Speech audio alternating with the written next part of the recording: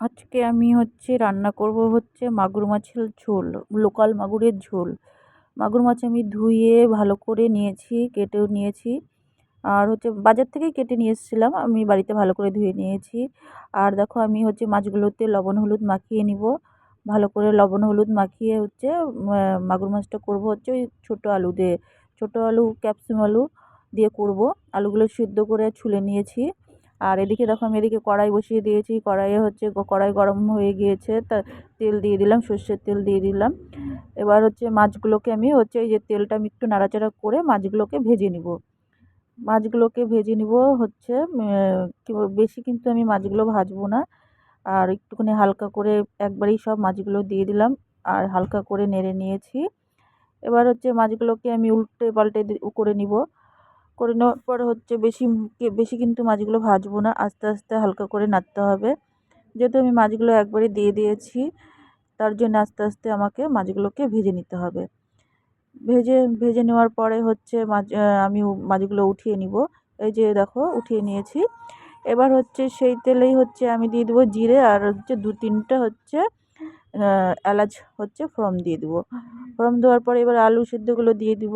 আলুগুলো একটু ভেজে নিব। একটু হালকা করে ভেজে নেওয়ার পরে দিয়ে দিব আমি টমেটো কুচি। টমেটো কুচিটা দিয়ে পরে আবার একটুখানি আমি ভালো করে টমেটো কাঁচা গন্ধটা চলে যাবে। তারপরে আমি দিয়ে দিব বাটা মশলা। বাটা মশলার মধ্যে আছে আদা বাটা আর কাঁচা লঙ্কা বাটা।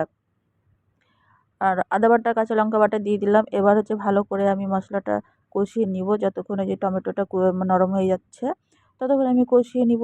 এবার দিয়ে দিব আমি কিছুটা গুঁড়ো মশলা।